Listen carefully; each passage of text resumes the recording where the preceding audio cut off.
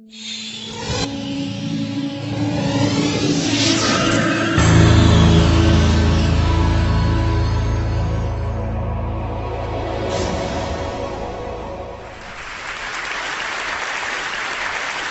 Zuckerberg, a journalist, was asking him a question about the news feed. And the journalist was asking him, why is this so important? And Zuckerberg said, a squirrel dying in your front yard may be more relevant to your interests right now than people dying in Africa. And I want to talk about what a web based on that idea of relevance might look like. So when I was growing up in a really rural area in Maine, the internet meant something very different to me. It meant a connection to the world. It meant something that would connect us all together. And I was sure that it was going to be great for democracy and for our society. But there's this kind of shift in how information is flowing online. And it's invisible. And if we don't pay attention to it, it could be a real problem. So I first noticed this in a place I spend a lot of time, my Facebook page.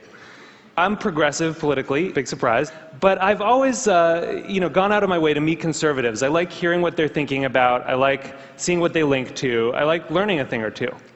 And so I was kind of surprised when I noticed one day that the conservatives had disappeared from my Facebook feed. And what it turned out was going on was that Facebook was looking at which links I clicked on. And it was noticing that actually I was clicking more on my liberal friends' links than on my conservative friends' links. And without consulting me about it, it had edited them out. They disappeared. So Facebook isn't the only place that's doing this kind of invisible algorithmic editing of the web. Google's doing it too. If I search for something and you search for something, even right now at the very same time, we may get very different search results. Even if you're logged out, one engineer told me, there are 57 signals that Google looks at. Everything from what kind of computer you're on, to what kind of browser you're using, to where you're located, that it uses to personally tailor your query results. Think about it for a second. There is no standard Google anymore. And the funny thing about this is that it's hard to see. You can't see how different your search results are from anyone else's. But a couple of weeks ago, I asked a bunch of friends to Google Egypt and to send me screenshots of what they got. So here's my friend Scott's screenshot, and here's my friend Daniel's screenshot. When you put them side by side, you don't even have to read the links to see how different these two pages are. But when you do read the links, it's really quite remarkable. Daniel didn't get anything about the protests in Egypt at all in his first page of Google results. Scott's results were full of them. And this was the big story of the day at that time. That's how different these results are becoming. So it's not just Google and Facebook either. This is something that's sweeping the web. There are a whole host of companies that are doing this kind of personalization. Yahoo News, the biggest news site on the internet, is now personalized. Different people get different things. Huffington Post, the Washington Post, New York Times, all flirting with personalization in various ways. And where this moves us very quickly toward a world in which the internet is showing us what it thinks we want to see, but not necessarily what we need to see. As Eric Schmidt said, it'll be very hard for people to watch or consume something that has not, in some sense, been tailored for them. So I do think this is a problem. And I think if you take all of these filters together, if you take all of these algorithms, you get what I call a filter bubble. And your filter bubble is kind of your own personal, unique universe of information that you live in online. And what's in your filter bubble depends on who you are, and it depends on what you do. But the thing is that you don't decide what gets in. And more importantly, you don't actually see what gets edited out. So one of the problems with the filter bubble was discovered by some researchers at Netflix.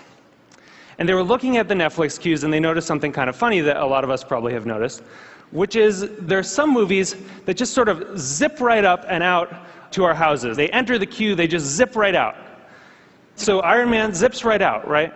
and waiting for Superman can wait for a really long time. What they discovered was that in our Netflix queues, there's kind of this epic struggle going on between our future aspirational selves and our more impulsive present selves. You know, we all want to be someone who has watched Rashomon. But right now, we want to watch Ace Ventura for the 4th time. So the best editing gives us a bit of both. It gives us a little bit of Justin Bieber and a little bit of Afghanistan. It gives us some information vegetables. It gives us some information dessert. And the challenge with these kind of algorithmic filters, these personalized filters, is that because they're mainly looking at what you click on first, you know, it can throw off that balance. And instead of a balanced information diet, you can end up surrounded by information junk food. So what this suggests is actually that we may have the story about the internet wrong. In a broadcast society, you know, this is how the founding mythology goes, right? In a broadcast society, there were these gatekeepers, the editors, and they controlled the flows of information. And along came the internet, and it swept them out of the way, and it allowed all of us to connect together, and it was awesome. But that's not actually what's happening right now. What we're seeing is more of a passing of the torch from human gatekeepers to algorithmic ones. And the thing is that the algorithms don't yet have the kind of embedded ethics that the editors did. So if algorithms are going to curate the world for us, if they're going to decide what we get to see and what we don't get to see, then we need to make sure that they're not just keyed to relevance. We need to make sure that they also show us things that are uncomfortable, or challenging, or important. This is what TED does, right? Other points of view. And the thing is, we've actually kind of been here before as a society. In 1915, it's not like newspapers were sweating a lot about their civic responsibilities. Then people kind of noticed that they were doing something really important. That in fact, you couldn't have a functioning democracy if citizens didn't get a good flow of information. That the newspapers were critical because they were acting as the filter, and that journalistic ethics developed.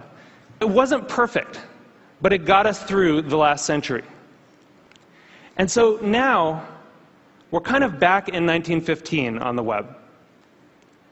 And we need the new gatekeepers to encode that kind of responsibility into the code that they're writing. You know, I know there are a lot of people here from Facebook and from Google, Larry and Sergey, who, you know, people who have helped build the web as it is, and I'm grateful for that. But we really need you to make sure that these algorithms have encoded in them a sense of the public life, a sense of civic responsibility. We need you to make sure that they're transparent enough that we can see what the rules are that determine what gets through our filters. And we need you to give us some control so that we can decide what gets through and what doesn't. Because I think we really need the internet to be that thing that we all dreamed of it being. We need it to connect us all together. We need it to introduce us to new ideas and new people and different perspectives.